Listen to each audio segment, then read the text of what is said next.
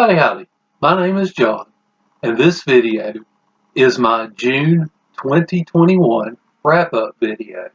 These books are not necessarily in the order that I finished them in. The first book I'm going to talk about is Wild by Cheryl Stray.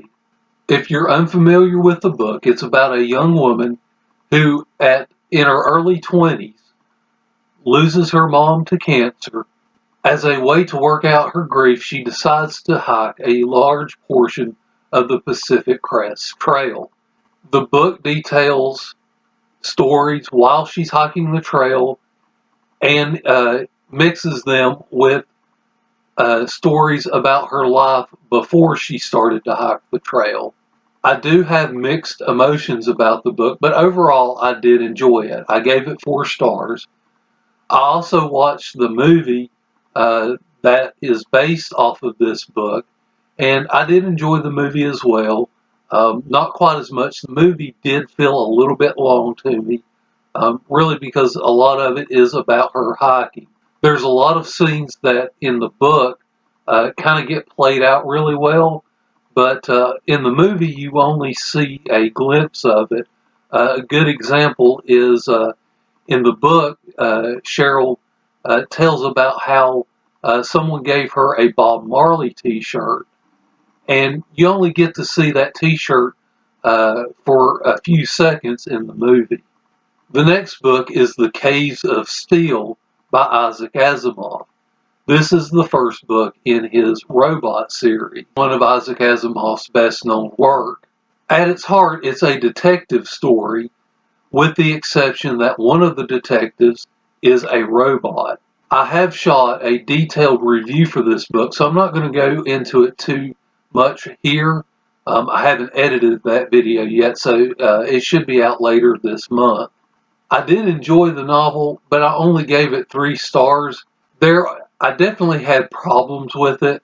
If you're interested in the issues I had with it, I would suggest checking out the review when it comes out. The next book I'm going to talk about is Faust Forward by Martha Jones. Martha is the booktuber behind the channel Self-Righteousness, and I'll provide a link to her channel in the description below. And if you've watched Martha's channel, you know that she's really funny. She makes up very creative songs. She's not afraid to review the odder books that are out there, and I've really enjoyed her channel. And this book is no different. This book is really kind of a comic strip of sorts. It follows Mary, a vampire who also works as a nurse. And it just kind of follows her adventures. She has a werewolf friend and a dragon friend and a zombie friend that has a detached hand that kind of is a separate entity. A lot of the strips made me laugh out loud, and I really enjoyed it. I gave this 4 stars. The next book I'm going to talk about is Where the Crawdads Sing by Delia Owens. I also listened to this book on audio just to kind of get used to listening to books on audio and kind of trying to help improve my reading speed. Of course, this book was all over BookTube last year, and I've heard a lot of glowing reviews about it. While I can definitely understand why this book got so many glowing reviews, it really isn't to my reading taste, and I'm not exactly sure what it is about the book that I didn't really care for. I certainly understand why it's so popular. It's very well written. I just didn't find the characters that compelling. As someone who lives in North Carolina, one thing that I did kind of find annoying about this is this book is set on the North Carolina coast. And yet for some reason, the characters in this book are always traveling to Asheville, which is a pretty good piece away from the coast. The worst example of this I found was the main character's father was in the Army during World War II, and he has a dispute with the Army about his disability pay. So he makes a trip to Asheville. However, Fort Bragg is located in Fayetteville, and it's one of the largest Army bases in the world, and it would make much more sense for him to have gone to Fayetteville. Now, I do understand this is a fictional North Carolina. The town and the county which she lives in, which the book is set, does not actually exist. But still, there are other cities in North Carolina that are mentioned. It just doesn't make sense why they're always traveling to Asheville. The next book I'm going to talk about is Dreams of Steel. This is the 6th book in the Black Company series, and it's one of the 3 books in the book that I'm holding up. This is an omnibus edition. I really enjoyed this one. I gave it 4 stars. This is very complex storytelling.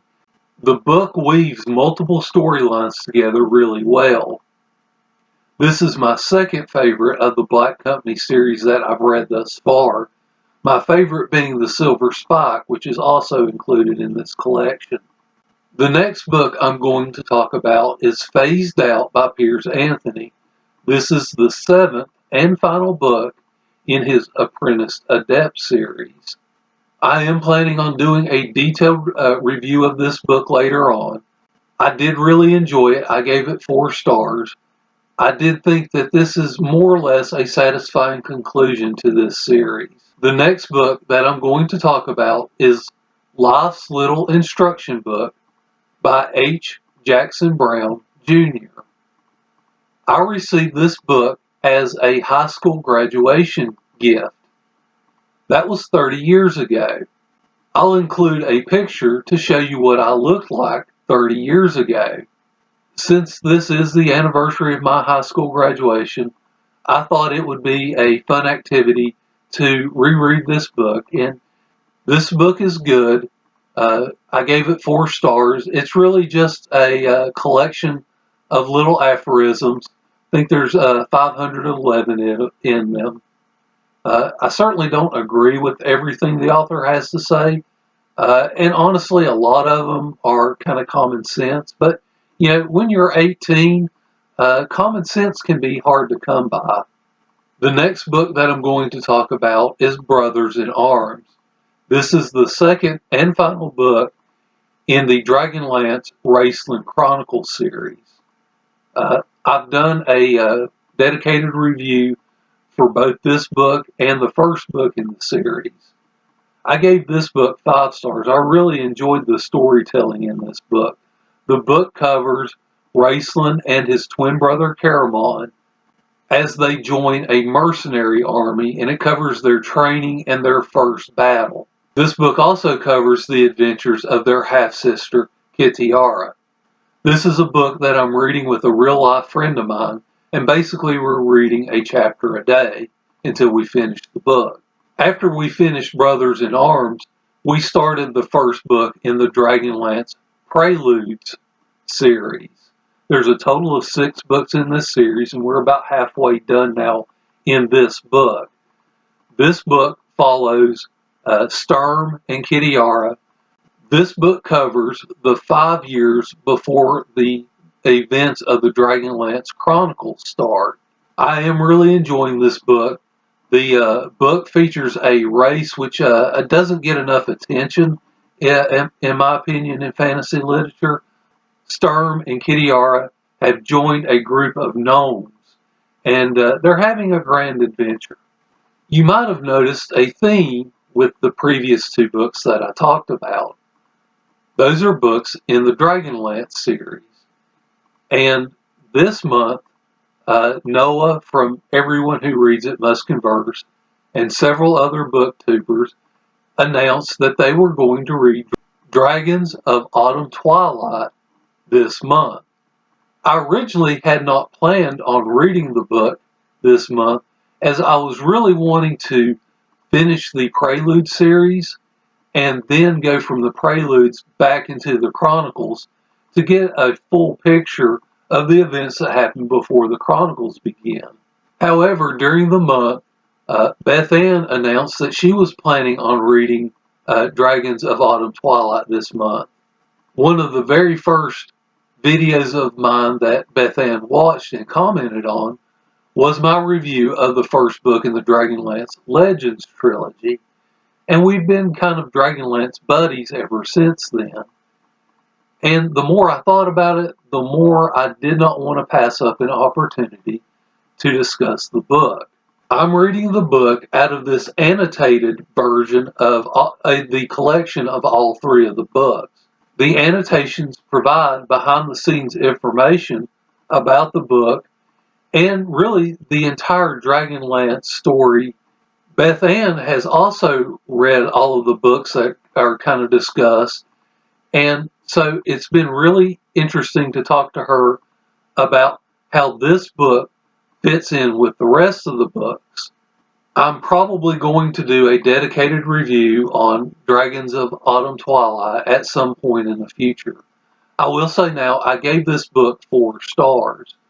And primarily the reason I gave this book 4 stars is, one, I do have the annotations to kind of guide me through the book. And so this book, I will say, does reward you if you've read the entire series of books and then you come back and reread this, because you get to see a lot of things kind of set up. I also gave this book 4 stars because this book is actually the novelization of 2 pre-made Dungeons and Dragons modules that players of Dungeons and Dragons could buy and kind of play through the campaign. That way they didn't have to take the time to make up their own. I played a lot of Dungeons and Dragons when I was in college and then the years following with friends that I've been friends with since high school. And we've had a lot of fun playing Dungeons and Dragons. We actually played a long campaign in the world that Dragonlance is set in. A lot of fantasy books kind of throw out the rules when they're talking about magic, just how combat goes and all that. But this first book especially actually tries to write the novel by the rules of Dungeons and Dragons. So I really kind of appreciated that. I think this is the 4th time that I've read this book, and really the writing in this book really isn't that great. There are definitely books later on that Weis and Hickman wrote that are much better. If you're a fan of fantasy literature, this is one book that you actually need to get around to reading at some time. And you actually want to commit to reading both the Chronicles trilogy and the Legends trilogy, because the Legends trilogy is really where Dragonlance shines. One announcement that I need to make is I am planning on participating in a live discussion of the book Beyond Redemption by Michael R. Fletcher. And it's my understanding that the author is actually going to join us for this conversation. I'm not exactly sure which channel this is going to be on. The participants are Steve Talks About Books and Stuff, Jolene Reads, and Stacy's All Booked. And I'll provide links to all 3 channels in the description below. The discussion is scheduled for July 11th at 2 p.m. Eastern Time in the U.S. Now, unfortunately, there has been an act of treachery on BookTube that, even though I don't really want to, I feel like I must address. This involves the BookTube channel, Very Literary Carrie, and if you don't know who Carrie is, I'll put a picture up beside of me so that you get an idea of who exactly she is. Now, this all started back in October when I did the Halloween book tag. One of the questions of that tag is, what is your favorite Halloween candy? So I gave my answer, candy corn. Now, all I did in this video was express an opinion. That's all I did. At the end of the video, I tagged, among other people, Carrie. Apparently, Carrie took great offense to me just offering up a simple opinion. When Carrie made her version of the tag, she went to great lengths to describe how I was wrong. She did give her opinion on what her favorite candy was. If I remember correctly, her choice of candy was Haribo's Twin Snakes, sweet and sour. I'm going to find a picture of it to include in the video. I'm a nice guy, so I figured I would give her choice of candy a try, but I didn't really care for it. Anyway, for several of my videos after that, Carrie was in my comments complaining about my choice of candy, calling this a candy war. I mean, really? But anyway, Halloween passed and we moved on to other things. We declared a truce. I always kind of figured we'd pick it up again next Halloween, but whatever. I mean, there have been a couple of skirmishes here or there, but no big deal. However, in Carrie's Moody Book Tag and Tag About Tags double video, she launched a major offensive. I'll leave a link to the video in the description below so you can go watch it and judge for yourself. Unfortunately, it's given me no other choice but to respond in kind. Unfortunately, conflicts of this sort have a way of spreading beyond their original boundaries. So, if we wind up in your comments sniping at one another, just ignore us. We're just being silly. Now, in relief from all that unpleasantness, my flower update for June 2021.